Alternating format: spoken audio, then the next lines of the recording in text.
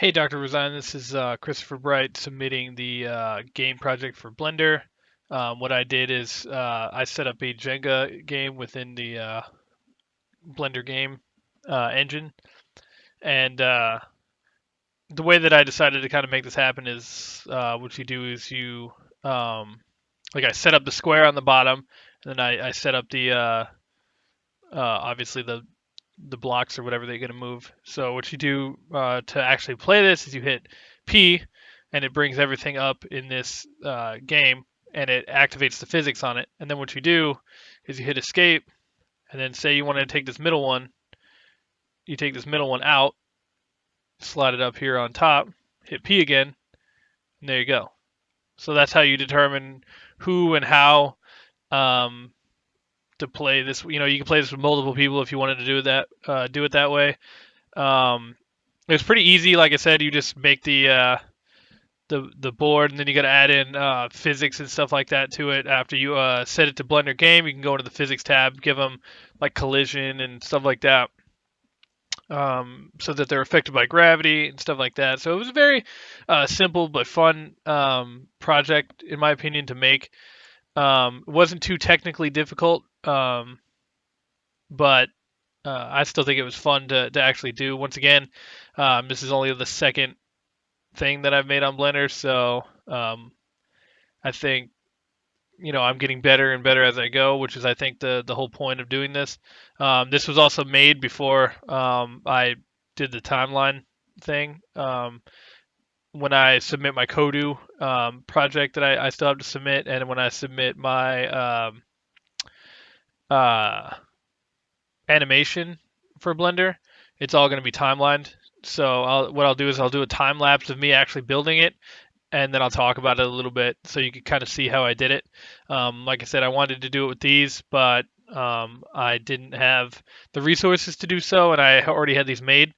So that's why they're all going up kind of at the same time. They should be going up before Wednesday, the 7th. So I'll get with you on that as well. But as far as difficulties that I ran in with this one, the whole game system within Blender was new to me, so I had to do a lot of tutorial videos and stuff like that, which is kind of the name of the game when it comes to stuff like this. I do a lot of like animation and stuff like that, but I use like Adobe products and stuff like that that make it a little bit easier. So Blender is good for like the free thing that it is, but in my opinion, I would rather have used something else to do the 3D modeling. Like I use Adobe After Effects to make video intros and stuff like that. So um, on my animations, it would have been kind of cool to use that just because I would have gotten a better quality out of it. But I think it would have taken me a little bit longer to do it. But as far as this game goes, Jenga's like one of my favorite games. I was actually throwing up whether or not I wanted to do um, that game Plinko, where you have the you drop the ball on the top and it goes down the little rods and then it lands in one of the squares at the bottom, and that's how you get like points. Um, but I didn't really know how to set that up. Uh, I didn't know how to make the point system the way that I wanted it to be. That's actually the original thing that I was going to make, but I also tried making the what is it called, the Kerplunk game, where you drop the or you pull out the sticks and all of the marbles and stuff go down. I was going to do that as well, but I decided just with Jenga because it's more of a relatable game to most people and everybody understands how to play it.